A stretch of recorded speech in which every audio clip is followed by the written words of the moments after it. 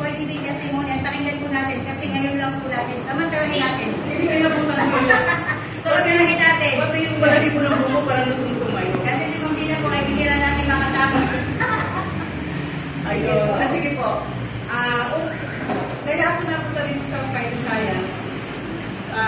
Para sa kaalaman ng lahat, kaya nang sinabi ni Ma'am Dani, second wave na po ito. Noong first wave po, 2016 ako naging member dito. So nawala na ako siya. Pero that time, nung merong nagpaliwanag dun sa lugar namin, hindi pa man siya natapos dahil narinig ko yung word na nagre-repair siya ng damaged cell. Yun ang natanim sa isip ko kasi that time yung asawa ko, meron siyang ang asawa ko seaman. Nung may sakit siya, sinumpong siya sa barko na dinala siya sa hospital ng Germany.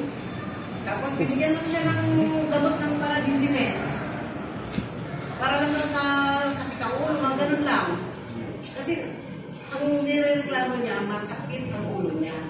So, para sa sakit ng ulo, binibigay ng doktor. Dahil na lang sa barko, biyahe na naman sila. Ay, ang kontrata ko nung araw, 10 buwan. Kaya yung 10 buwan na yun, hindi niya po natapos yun.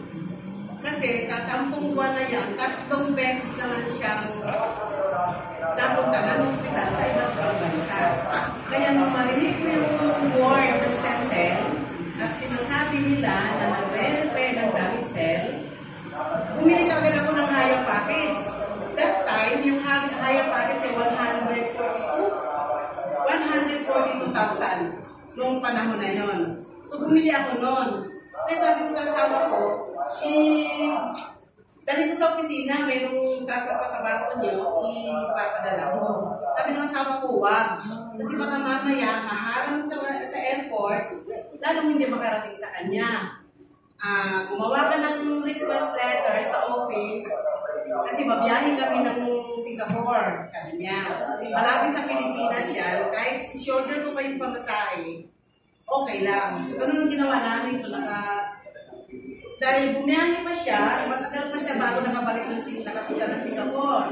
Habang inaantay ko siya na makarating ng bahay, yung stem cell na binili ko, inisa-isa ko siyang ginamit.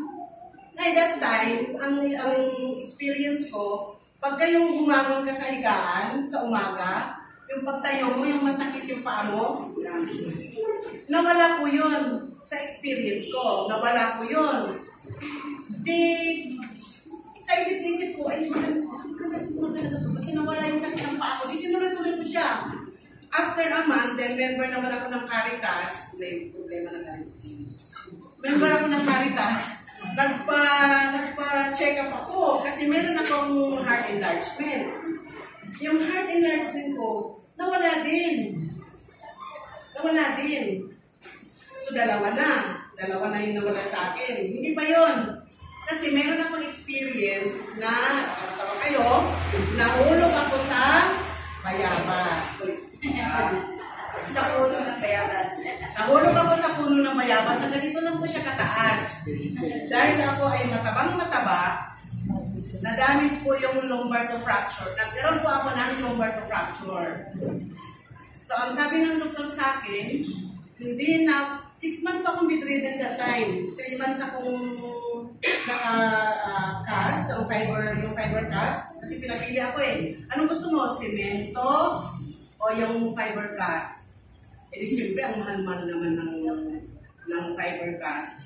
Kaya lang, iniisip ko naman, ang bigat-bigat naman ng semento. Sabi ng asawa ko, uwi na lang ako dyan para daw alagaan ako. Alam mo, sagot ko, pera yung kailangan ko. So hindi siya umuwi. Dahil kailangan kong ipa-fiber yung katawan ko. Yeah, to make the story short, nagkaroon ako ng lumbar to fracture. Hindi lang, pati ito, nagkaroon pa ng yung fracture din. Dahil ito yung naitupot. Ang sistema kasi ng pagbagsak ko, parang ganyan siya, tapos bigla akong gumanon. Kaya dito ko na-damage. Sabi ng doktor, yung hindi na daw ako, dahil may problema ako sa lumbar ko, hindi na ako pwedeng magbuhat ng more than 5 kilos. Oh? Ngayon, sinubukan ko yun. Kasi sa lahat ng magbuhat, nakita niyo naman ako, parang kung barako. Hindi, nagbubuhat ako ng mabigat. Totoo nga, hindi ako pwede magbuhat ng more than 5 kilos. Kasi parang kumakonek siya, sumasakit ang ulo ko. Pero nung panahon na patuloy ang pag-i-stem cell ko, parang hindi ko na nararamdaman yung sumasakit ang ulo ko. Kaya, siyempre, nung pumasok na naman sa isip ko na dahil na din sa stem cell. So, ito na, dumating na si asawa. Dumating si asawa, check up siya. Binigyan siya ng gamot. Kaya pala ganun ang ano niya, mayroon pala siyang lateral nerve introspection syndrome. Ibig sabihin, parang bihira mo siyang marinig na sakit. Di ba yung liit ng manok na nakabalot siya sa laman? Namamaga pala yun.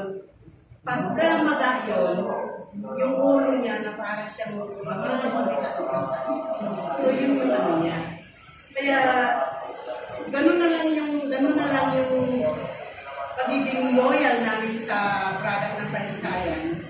Dahil doon sa stem cell na yun, gumaling yung sakit ng asawa ko, na dapat meron pa siyang noong una, tinerapi siya eh. Tapos meron siyang 3 times na outpatient. Nadadalhin siya, pupunta kami ng hospital, papadaba siya dito sa emergency table na yan, sa emergency room. Dadapa siyang ganun, mayroong 8 inches na karayom. Yung 8 inches na karayom, imagine niyo yung 8 inches na yon. Ibabaon po dito yan. Dito. Ibabaon sa liig niya. Hindi pa acupuncture. Hindi po siya acupuncture. Leader po. Hindi po siya acupuncture. Iba, kasi sa hospital po siya eh. Sa